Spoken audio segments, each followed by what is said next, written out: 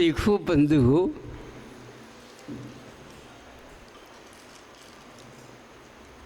सारे देव देवियाँ भगवान की भक्ति में इसी तरह लीन होते हैं।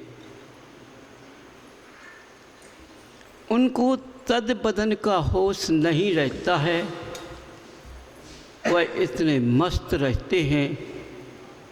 इस तरह से अपनी भगवान की भक्ति में आयु का संस्कार दाहिन कर देते हैं। समझिए,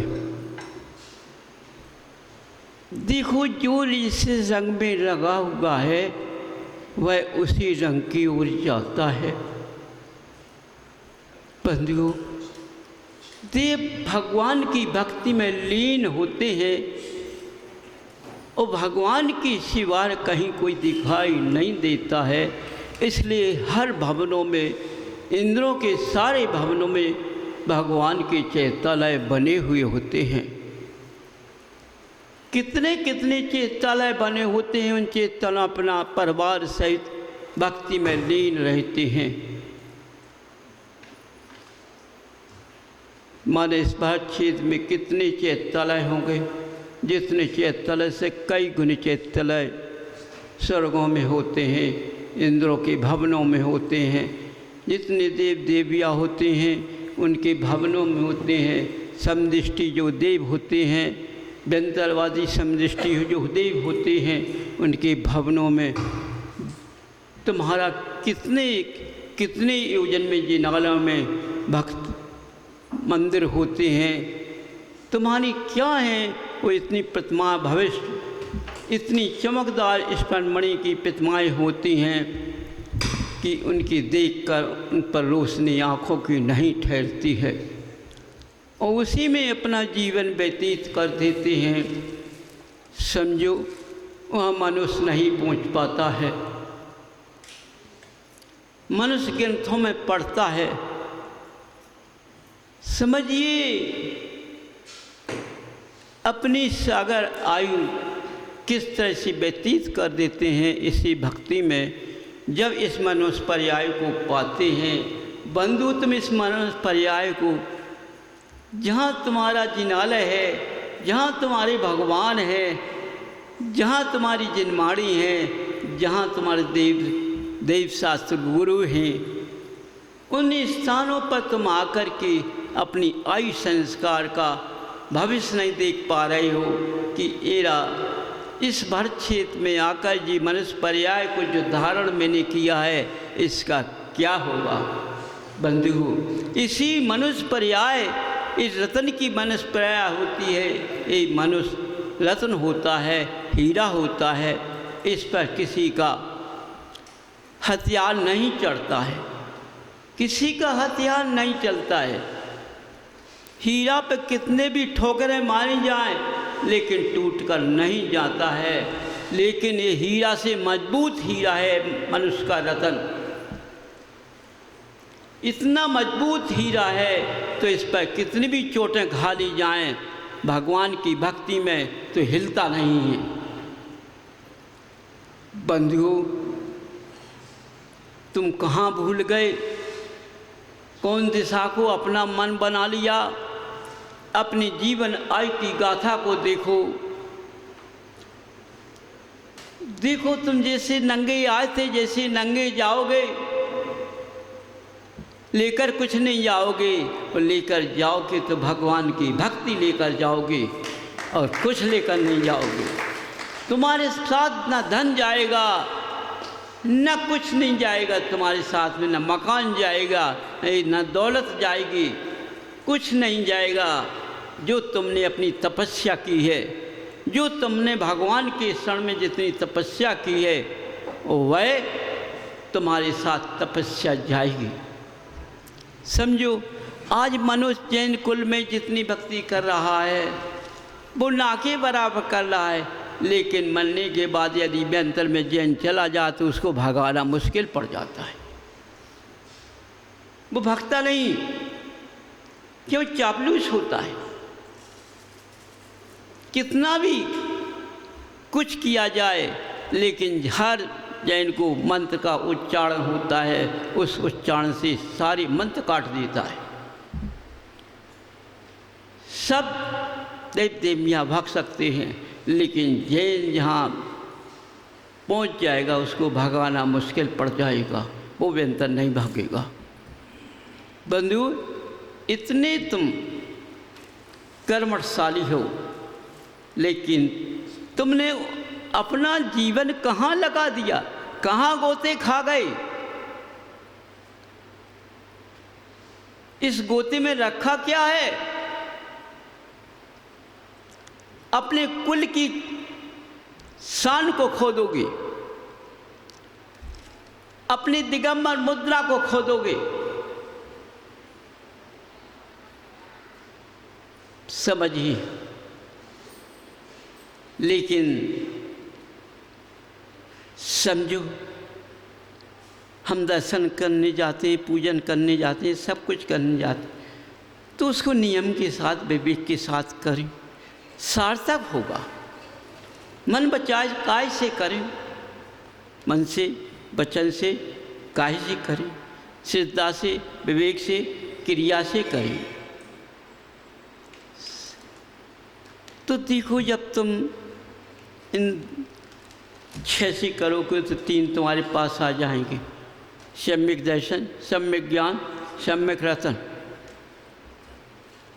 बंधुओं, जब ये 9 हीरे जहाँ हो जाते हैं, 9 हीरों को कोई तोड़ नहीं पाता है। इन 9 हीरे से मनुष्य पर्याय मोक्ष का रास्ता पकड़ लेती है। मुझ वैसे मोक्ष नहीं मिलता है। मोक्ष मिलना और तीर्थंकर का बंद बनना बहुत मुश्किल है। ठीक है, एक चोट मोक्ष मिल भी सकता है, लेकिन तीर्थंकर का बनना मुश्किल है। बंधुओं, इस कुल में आकर के जीवन की सुख की कामना नहीं की जाती है। सुख मांगने से कभी नहीं मिलता है, सुख तो अपने आप मिलता है। सुख दुख का तो जोड़ा लगा ही होता है, कभी को सुख तो कभी दुख, कभी हंसना तो कभी रोना, ये लिखा ही है, इसको कोई काट नहीं सकता है। ये रोना कब बंद हो सकता है? जब तुम देवादेव अहनदेव के चरणों में पहुंच जाओगे तो तुम्हारा रोना बंद हो जाएगा। तुम कर्मशाली जीव बन जाओगे कि ये पुद्गल मेरा इतना मजबूत हो जाएगा तो इस पर कितने भी हथौड़े आपत्ति के पड़ेंगे, लेकिन इसको हिला नहीं पाएगा कोई।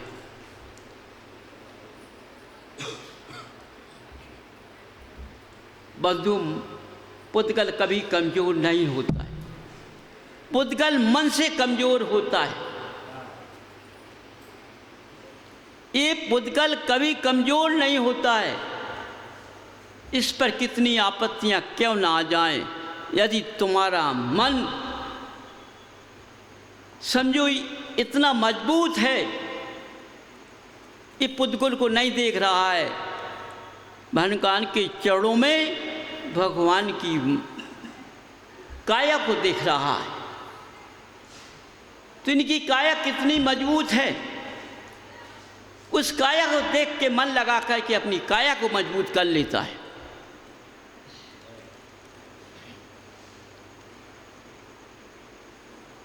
तभी मनुष्य तपस्या करता है, तभी इस पे ओले सोले कितने पड़ते हैं, लेकिन जरा भी दिखता नहीं है। ये कितने देव देवियां इस तरह का बर्ताव करते हैं, लेकिन ये चरणों में गिर पड़ते हैं।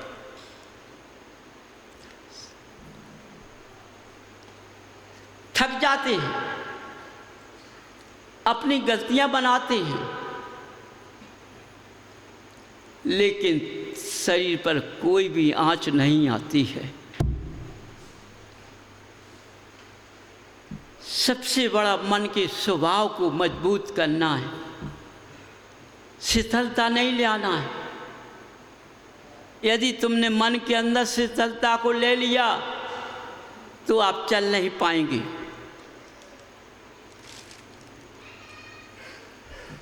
भगवान का भक्त कभी शिथिलताचारी नहीं होता है, मजबूत होता है, हमेशा यौवन होता है, कभी शिथिल नहीं होता है। त्याग बहुत मजबूत है। त्याग में वो शक्ति है, वो किसी में शक्ति नहीं है। भोजन करने में शक्ति नहीं है, व्यंजन खाने में शक्ति नहीं है, मेवा खाने में शक्ति नहीं है, दूध पीने में शक्ति नहीं है। जो त्याग में शक्ति होती है वो किसी में शक्ति नहीं होती है। बंधु, ये मन से हटा दो। त्याग करने से शरीर कमज़ोर हो गया है। ये तुम्हारे मन के भाव बोलते हैं कि कमज़ोर हो गया है, इसलिए कमज़ोर ढांचा लगने लगता है।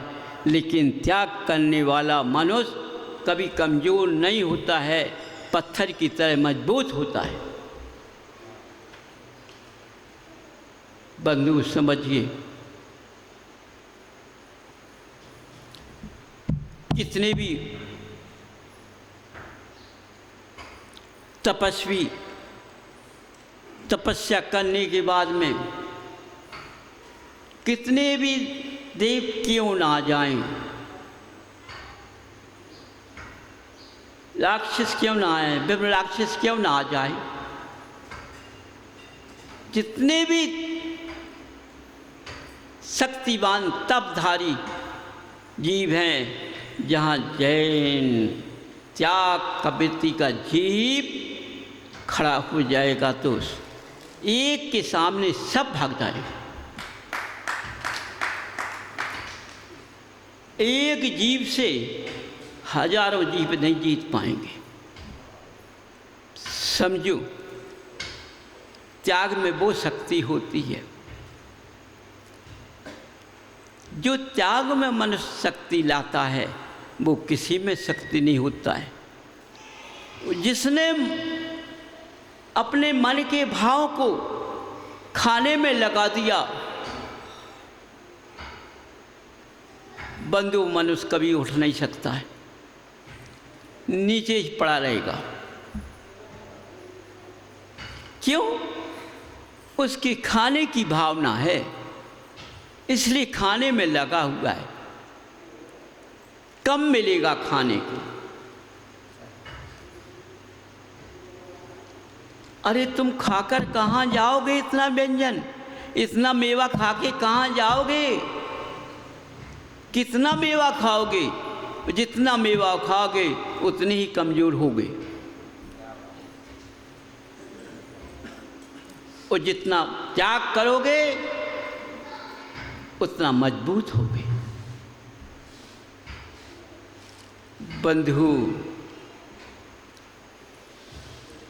देखो, तुम अभी जैसे खड़े होते हो, विधान में सुबह से आ जाते हो, शरीर को खूब हिलाते डुलाते हो, पूजन विधान भी करते हो, तो पहले का आज का समय तुम्हें देखो। पहले तुम भी थे, आज भी तुम हो। पहले के में आज में तुम्हारा कितना अंतर है, कितना अंतर है। तो मेरा, तुम्हारे भगवान बोल रहे हैं, उनकी आवा है कि तुम खाने की ओर मत देखो। मैंने खाने की ओर नहीं देखा, मैंने तो भगवान की ओर देखा। मैंने शरीर को नहीं देखा। शरीर जरूर मेरा था, मैंने शरीर को नहीं देखा, मैंने तपस्या को देखा।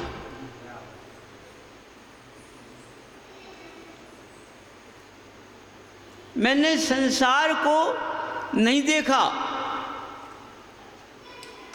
मैंने जन्म का और मरण का चक्कर छुटाने का चक्कर देखा कि कैसे छूटे। मैं इस भरत भूमि पर नहीं आना चाहता हूँ, क्योंकि ये भरत भूमि में जाने कितने गोते खाना पड़ते हैं। समझो कितने रंग महल बने हुए हैं, इन रंगों में रंगना पड़ता है।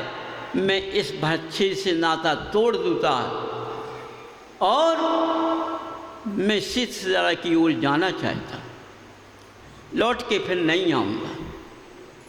मैंने वो वचन लिया है, उस वचन में वहाँ पहुँचने में फिरता नहीं देखा जाता है। तुम उतने लायक नहीं हो, लेकिन हो। मैं कैसे कह दूं कि नहीं हो? यदि तुम्हारे पास में त्याग की शक्ति है तो इस शरीर को चलना पड़ेगा। बंधु, देखो तुम जैसे कुल में छन कर आए हो, जैसे कुल छनकर तुम्हें देवा देव अरण देव मिले हुए हैं, जैसी छनकर जिनमाणी माँ मिली है, जैसी छनकर दिगंबर साधु मिला है। समझो, जितना छना है लेकिन पीछे बहुत मजबूत होती है। वर्तमान समय में रास्ताएं बदल गई हैं, तो उस रास्ता को नहीं देखना है, पीछे को नमस्तु करना है। पीछे को नमस्ती करना मेरा धर्म बैठता है।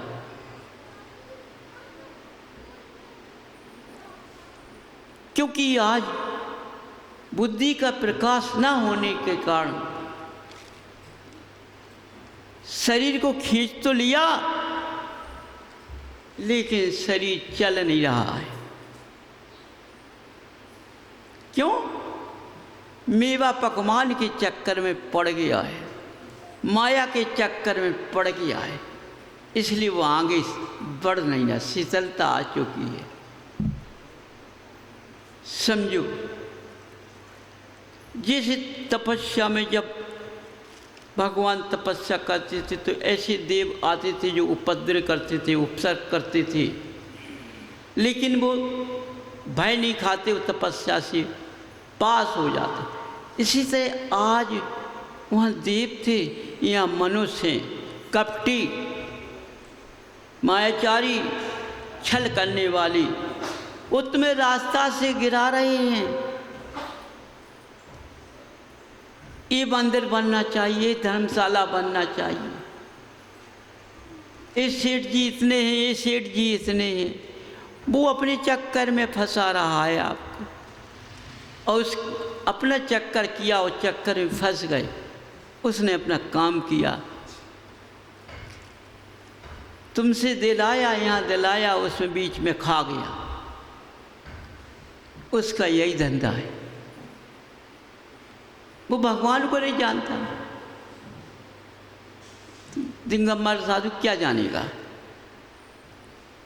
वो माया को जानता है, जबकि माया उसके साथ नहीं जानी है। ये भी जान रहा है, लेकिन तब भी कर रहा है। तो बंधुओं, तुमने कथाएं पढ़ी होगी, सुनी होगी, यही लिखा है आज तक माया साथ नहीं जाती है। तो उस माया के पीछे क्यों रोते हो? उस माया को क्यों रो रहे हो जो साथ नहीं जाती? देखो, ये गलत माया आती है, ये जो जीव मरने के बाद होती, मांस नोचते हैं, शरीर के पुद्गल का मांस, कितने कीड़े पड़ जाते हैं। क्या कहते हैं? अरे उसको कीड़े पड़ गए। इसी तरह से ऐसा समय आता है जब तुम रास्ते से चूक जाते हो, ऐसा शरीर में वासना पैदा हो जाती है तो उसमें कीड़े पड़ते हैं, तो ये लक्ष्मी उसमें लगती है। ये लक्ष्मी नरक न देख के अस्पताल को नरक मान कर देखी वहाँ ले जाती है।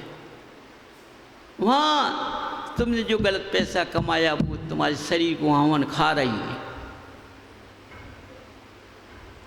बंधु, यदि तुम्हारा पैसा गलत नहीं होता तो इस शरीर को नहीं खाती,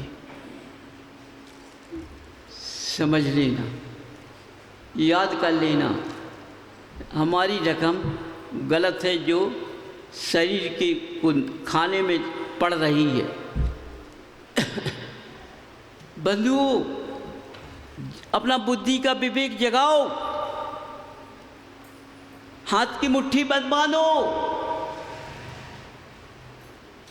इसको बांधने से फायदा नहीं है, इस शरीर के खाने में चल रही है। नहीं, हम अपनी मुट्ठी धर्म रास्ते पर खोल देंगे, नरक में नहीं खोलेंगे। बचाव करो अपना शरीर का। जब मुट्ठी ये धर्म रास्ते पर खुल जाएगी, नरक रास्ते पर नहीं खुलेगी, तो ये तुम्हारी माया तुम्हारे शरीर को नहीं खा पाएगी। समझो, नाम से कभी पैसा मत दो।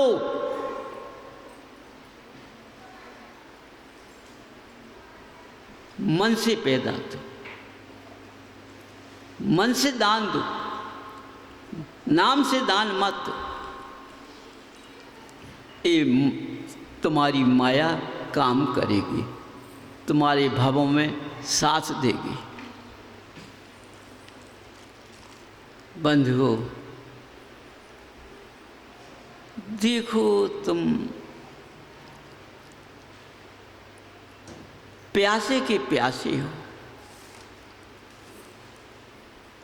करे तुम्हारे मन के भाव अच्छे नहीं हैं, गृहस्थ की वासना में डूबे हुए हैं। और बंधु गृहस्थ की वासना कभी खत्म नहीं होती है, मरते मरते ये वासना खत्म नहीं होती है। और बस वासना खत्म करना चाहो तो अपने मन को शांति देना पड़ेगी। यदि तुमने अपने मन को शांति दे ली तो वासना खत्म हो जाएगी। समझो, जहाँ शांति अंदर पहुँच जाती है तो कोई वासना नहीं होती है। तो मनुष्य कभी डूबता नहीं है, उठता है।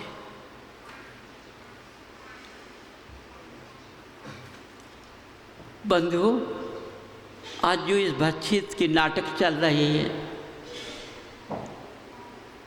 सोचो, आज जैसे तुम भगवान के समुद्र जहाँ लगा है वहाँ अपनी भक्ति के रूप में नृत्य कर रहे हो। उस नृत्य में तुम मस्त हो, कुछ दिखता नहीं है। कुछ लोग देखते हैं, उनके नेत्र सही ना होने से, उनकी भावना सही ना होने से भी तुम्हारा नृत्य देखने से मुस्कुराते हैं, हंसते हैं और तुम्हारा आलोचनाएं करते हैं। समझो, तुम तो भगवान के रूप में नृत्य में भक्ति में मस्त थे। जो तुम्हें देखकर उनने किया उसका फल उनको मिलेगा, वो चूक नहीं पाएंगे। तो उनको व्यंतर नचाएगा भर रोड पे, भर रास्ते में व्यंतर नचाएगा उन्हें। तुमने देखा इस जिनालय में जब स्त्रियों पर व्यंतर नचा तो स्त्रियों की साड़ी चली गई, उतर के पेटीकोट ब्लाउज में नची। समझो, यहाँ के लोग बड़े गौर से देखते थे। माने अब जिनालय आने में फुर्सत नहीं है, क्यों? अब नहीं है कुछ? अरे जो भैया पहले है तो वो सब चलो गो, अब नहीं है कछु, है ना? अब तो सब कूरमकार है। अब बस जब तक लठिया चल रही है, काहे कि अब कछु देखने ही नहीं मिल रहे। किसी महिला की तन की साड़ी नहीं जाने, किसी महिला का चद्दर ही नहीं गिरने, तो हमें का देख में मिले? जब व्यंतर नचते थे तो हमें सब देखने मिलता था। सोचो, तो हमें आँखियाँ उसी की प्यासी हैं, समझो, उसी की प्यासी हैं।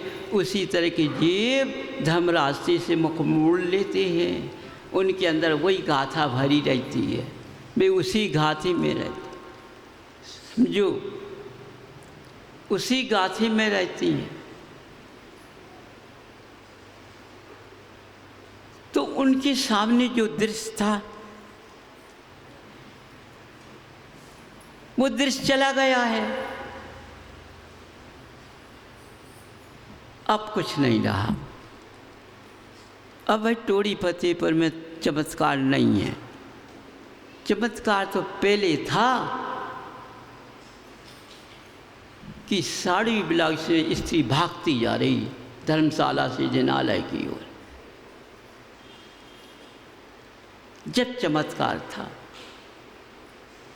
पारस ने देखा मनुष्य के अंदर रहम नहीं आ रहा है कि स्त्रियों का बेपर्दा होने से सील जा रहा है ना? इन लोगों ने जरा भी बिनाई लगाई कि भगवान ऐसा नहीं होना चाहिए। देख करके उनने हर दृष्टि को देख करके उनने इसको साफ कर दिया। अब किसी स्त्री या पुरुष पे बंधन नहीं नाचेगा, और आएगा नाचेगा तो वह मर्यादा के अंदर रहेगा, समझो।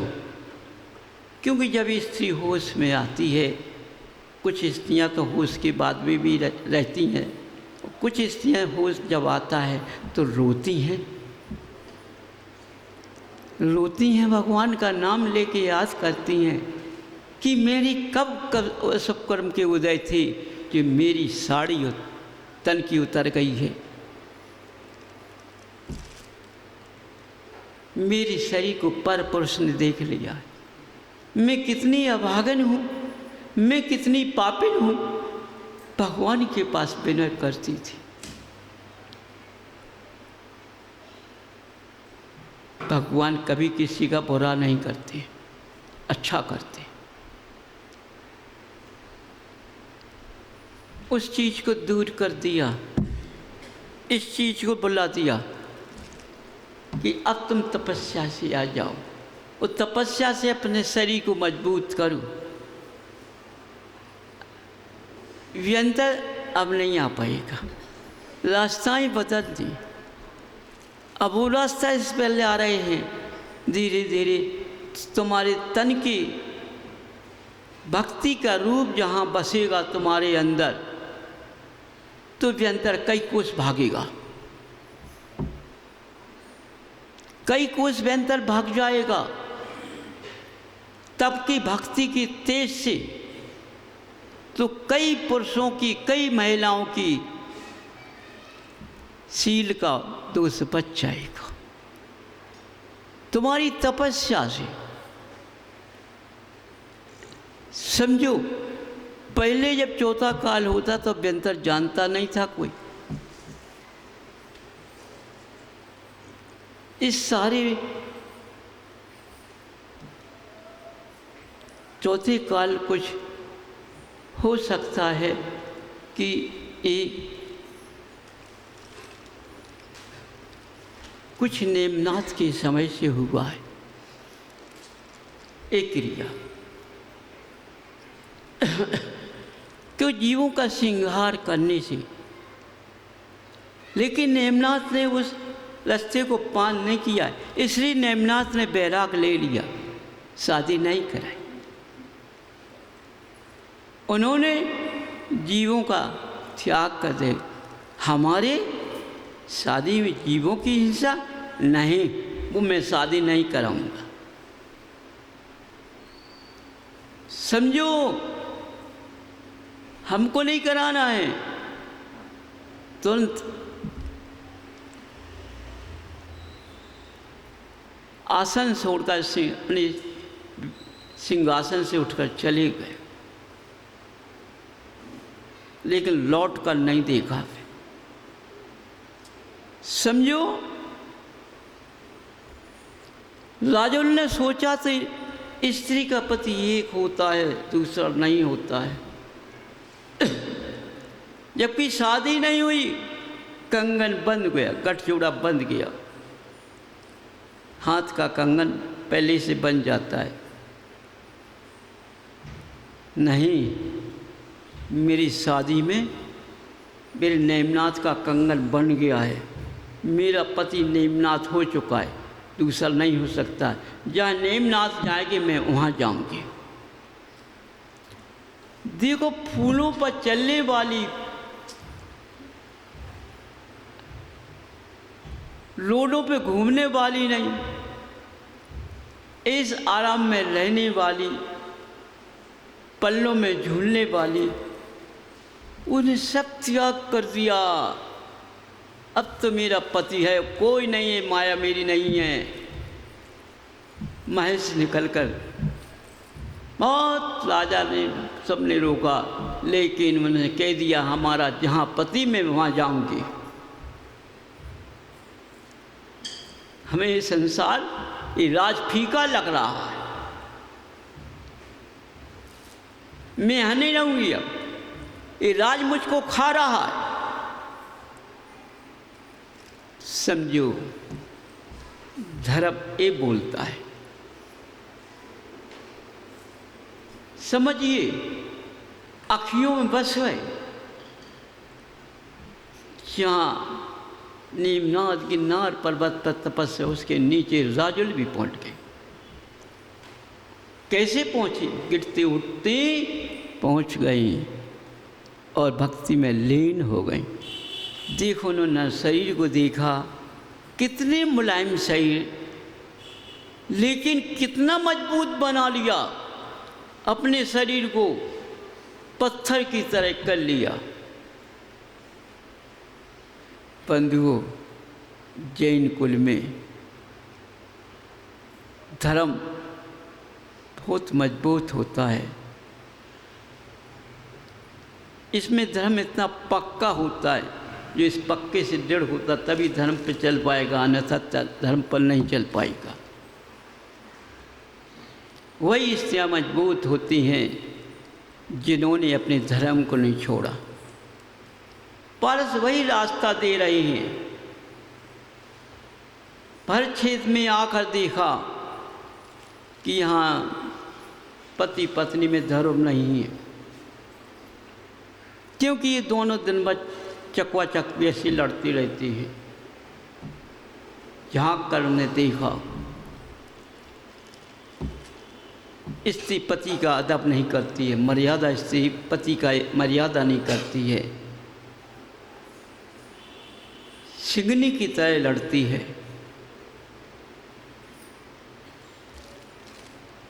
रास्ता का खोज किया कि किस तरह इसका सुधार होगा। उनने खोज किया कि भर क्षेत्र में बेंतर पहुंच चुके हैं और बेंतर खेल रही है। अपने स्थान को देखा, स्थान पर आई। उन्होंने देखा कि यहाँ कोई नहीं है। उनने ध्यान लगाया तो बोले, हाँ यार, मिल गया हमारा घोड़ा।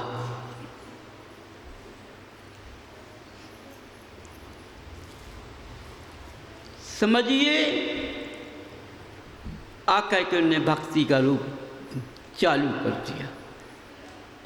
उस भक्ति से पुरुष की माया और स्त्री की माया का सुधार होने लगा। बहुत घरों में धर्म चलने पर शांति का वातावरण मिलने लगा, लेकिन कब भी अभी है, अभी स्वभाव नहीं गया है। बाराना तो गया, चुमन्नी बचा है अभी, स्वभाव मजबूत है, समझो। तो आज इसने अपने पति को बच्चा कैसे समझा देती है, समझो। पति कहता है मैं सब समझा रहा हूँ, तुम मुझको इतना मत समझाओ भाई, लेकिन अपने स्वभाव से मजबूत हैं। वो उनका स्वभाव ये बोलता है मैं बहुत अच्छा कर रही हूँ, लेकिन नहीं, सबके समक्ष अपने पति को इस तरह से बात करने में तुम्हें बंद लगता है। स्त्री को कभी पुरुष कुछ भी करता रहे तो उसको हक किस तरह से अपने एकांत भाषा में हाथ जोड़कर, दोनों हाथ जोड़कर विनय से कहने का अधिकार है। विनय में मुस्कान नहीं होती है, हंसी नहीं होती है। विनय में पति को परमेश्वर माना जाता है। आप जो कर रहे हैं प्राणपति, ऐसा अच्छा नहीं लगता है। देखो पति सुधर जाएगा, रास्ते पे लग जाएगा। किसी ने नहीं देखा, तुम दोनों ने देखा कि भगवान ने देखा, समझो। ये हाथ तुम्हारे दोनों जुड़ गए। ऐसा नहीं काके रही थी, बताओ अच्छा लग रहा तुम्हें, कमर पे हाथ धर लिया और दांत काट के कहने लगी, है ना। माने समझो मर्यादा को खो दिया। ऐसा कैसा बोलना है? मर्यादा तो हमेशा रहती है। देखो स्त्री 3 रूप धरती है। एक तो पत्नी का रूप धरती है, खाना में माँ का रूप रखती है, और भक्ति में देवी का रूप रखती है, समझो। जब माँ बन के खिलाती है तो प्रेम से भोजन कराना चाहिए, वहाँ वासना नहीं होना चाहिए, माँ का प्यार आना चाहिए, माँ का प्यार आना चाहिए। क्योंकि माँ चली गई है, माँ के प्यार से हम खाना खिलाते हैं, तो हम पति पत्नी का नाता खत्म हो जाएगा, दोष बच जाएंगे सारे, समझो। देखो मनुष्य दोष से ज़्यादा लिपड़ा हुआ है, वो दोष के कारण परेशान है। तो समझिए बंधुओं, महिलाओं से कि देखो तुमको कितना बचना है। स्त्री पर्याय कैसे छेदेगी? जब तक हम स्त्री पर्याय नहीं छेद पाएंगे, जब तक मनुष्य पर्याय नहीं रखेंगे, जब तक इस जीवन का उद्धार नहीं कर पाएंगे। क्योंकि स्त्री से जीवन का उद्धार नहीं लिखा है। स्त्री मोक्ष नहीं जा सकती है। भक्ति रस में डूबने से समझो कार्य बनता है। अब तुमने सोचा हमारी पति पत्नी की बनती नहीं है, ग्रीष्म माँ से किसी से नहीं बनती है, पति से नहीं बनती है, चलो महाराज के पास जाएंगे। अब तो हम बस घर का त्याग करके अजका का रूप धारण करेंगे, अपना गतिबंध सुधारेंगे, समझो। अपना अंदर से विचार किया कि जाना है, लेकिन ये विचार नहीं किया, ये अपने मन में नहीं लाई। अरे हमारी गलतियां हैं तभी तो ये डांटते होंगे, तो गलती का सुधार नहीं किया, अपनी गलती का सुधार नहीं किया, त्याग के रास्ते पर चली गई। समझो, जब त्याग के रास्ते पर पहुंची, वहाँ व्रत धारण कर लिया और अर्चिका का पद धारण कर लिया, पति रह गया है।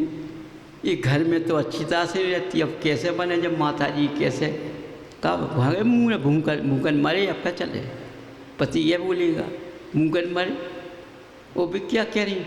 अब हम अपनी भक्ति से इसी पर्याय छेद लेंगे, नहीं छेदेगा, नहीं छेदेगा। तुम्हारा पति गृहस्थ में रो रहा है, याद कर रहा, उनको मरेगी, कैसा होगा इसका, क्या करेगी, है ना। वो जो तुमने घर गृहस्थ में किया है पति के साथ, तुम माता जी बनकर भी बेक्रिया करोगी, तुम्हारी किसी से नहीं बनेगी। क्यों? जो इकड़ापन वहाँ था वही इकड़ापन यहाँ आ गया, रूप पद धर लिया। किसी दिन एक अभिहारी बन जाओ, है ना, महिलाओं से मिलोगी तो क्या है, जो तुमने क्रिया की वही क्रिया आज महिलाओं को दोगी। आज यही भर क्षेत्र के अंदर चल रहा है। आज बच्चे बच्चियां जाते हैं तो यही सलाह देते हैं, शादी मत करो, ऐसा मत करो, ऐसा मत करो। तो महिलाओं ने अपनी क्रिया अपनी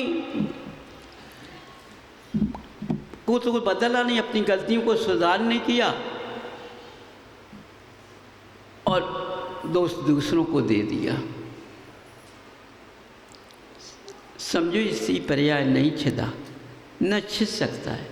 तो कई महिलाएं बच्चा को छोड़ के चली जाती हैं, पति को छोड़ के चली जाती हैं, बस एक भर जाता, चलो माता जी बन जाओ।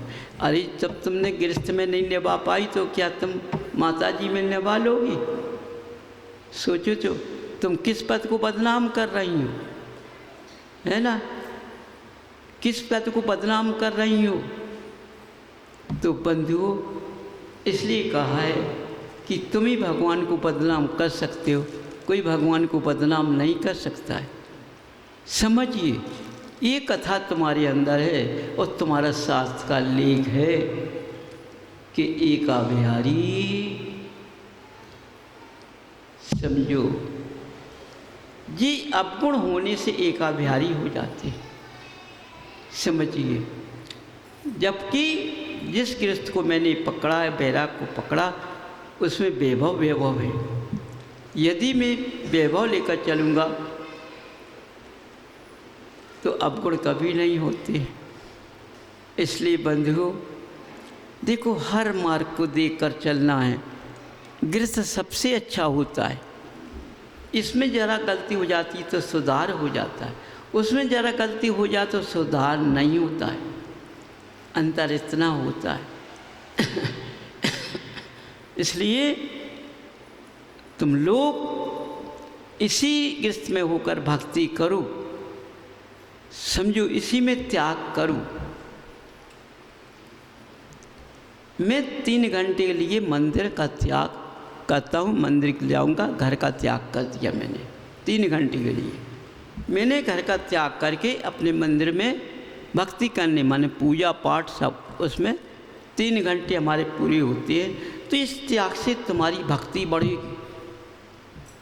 समझिए, इस त्याग से तुम्हारी भक्ति बढ़ेगी। शाम के फिर कर लीजिए, चलो मैंने 2 घंटे के लिए घर का त्याग कर दिया, जिनालय परिवार सहित चले गए, 2 घंटे भगवान के चरणों में भक्ति की, अपने मन को लगाया और तन को लगाया। तो इस सुधार होने से तुम्हारा गृहस्थ स्वर्गों की ओर जाएगा। तो बंधुओं, ये हर चीज़ का सुधार करना तुम्हारा धर्म है। इसलिए जो शास्त्र में पढ़ते हो, तो देवों ने कितनी आयु धर्म में निकाल दी, उन्हीं की तुम रास्ता पकड़ लो, उनके रास्ते से अपना जीवन जितना उस भक्ति में लगा दो। सब छोड़ दो, सब त्याग दो, लेकिन धर्म को मत त्यागना। समझो, तुम क्या कहते हो? लड़ते घर में हो और मंदिर त्याग करते हो। बताओ कितनी कुबुद्धि है तुम्हारे अंदर। ये कुबुद्धि अच्छी नहीं है। अरे मंदिर क्या त्याग करूं? मैं लड़ना त्याग क्यों नहीं करती?